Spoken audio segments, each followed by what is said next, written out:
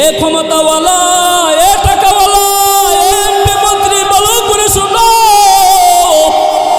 তোমার সে ক্ষমতা ফেরাউনের কম ছিল না, তোমার সে ক্ষমতা নমরুদের কম ছিল না, তোমার সে ক্ষমতা কারুনের কম ছিল না, কারুনের ধন সম্পদ কম ছিল না।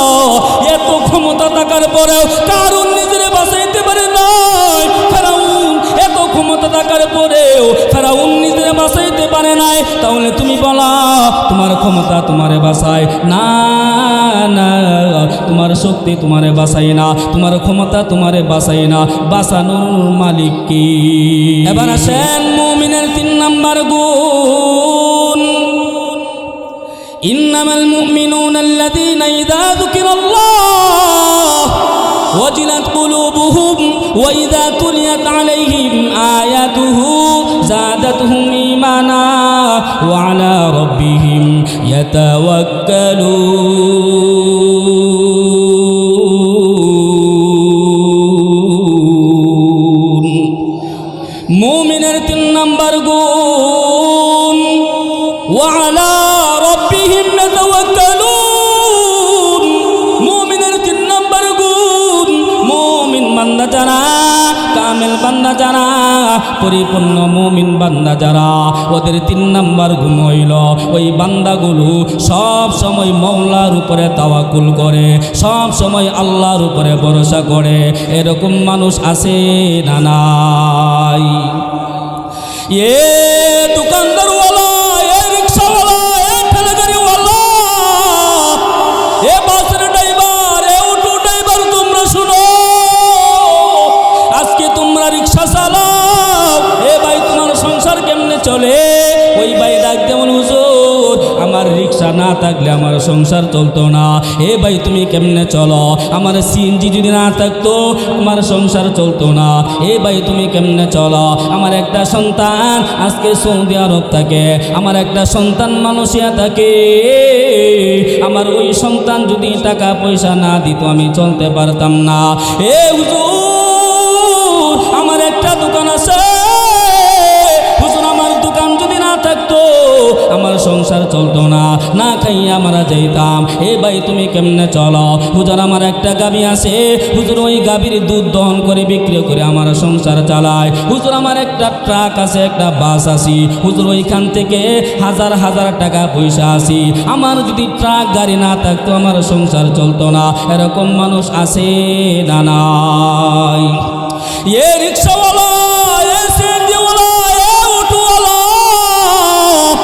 তুমি যে বলতেছ তোমার রিক্সা তোমার রিজিক দেয়, তুমি বলতেছ তোমার সিএনজি তোমার খাওয়ায়, তুমি বলতেছ তোমার একটা ট্রাক আছে, ওই ট্রাক থেকে টাকা আসে, ওই টাকা দিয়ে তোমার সংসার চালাও, তুমি বলতেছো তোমার একটা ব্যবসা বাণিজ্য আছে, তোমার দোকান আছে, ওই দোকান থেকে টাকা ইনকাম হয়, ওই টাকা দিয়ে তোমার সংসার চালাও। আরে ভাই না, এখন জানতে চাই আমাদের রিজিকের ব্যবস্থা করেন কি? জুড়ে বলেন কে? আরো জুড়ে বলেন না কে? রিজিকের মালিক কে? তাহলে যারা বলে হুজুর আমার অটো না থাকলে চলতে পারতাম না, হুজুর আমার দোকান না থাকলে আমার সংসার চলতো না, এ ভাই কথাগুলা বলবা না। অনেক রিক্সাওয়ালা আছে, অনেক দোকানদারওয়ালা আছে, সকালবেলা দোকানটা খোলার পরে দোকানের মধ্যে দেখবেন পানি দেয়। অনেক দোকানদার আছে যখন 5 টাকা যখন প্রথম কাস্টমার আসে, প্রথম যখন সদাইটা বিক্রি করে ওই টাকাটা সুমা খায় তারপরে কেসে রাখে, আসে না নাই? এ দোকানদারওয়ালা ভাই তুমি কেন ওই টাকার সুমা খাও? ওই দোকানদারওয়ালা বলে হুজুর গো সকালবেলা দোকান খুলেছি, হুজুর সারাদিন বরকত হবে। এ রাগামারা বাজারের দোকানদারওয়ালা ভালো করে শোনো, তুমি যখন সকালবেলা তুমি যখন দোকানটা খোলো বিসমিল্লাহ বলে দোকানটা খোলো, প্রথম কাস্টমার আসে, প্রথম যেই সদাইটা বিক্রি করবা বিসমিল্লাহ বলে তুমি যদি বিক্রি করো সারাদিন বরকত দিবেন কি? আর জোরে বলেন কে?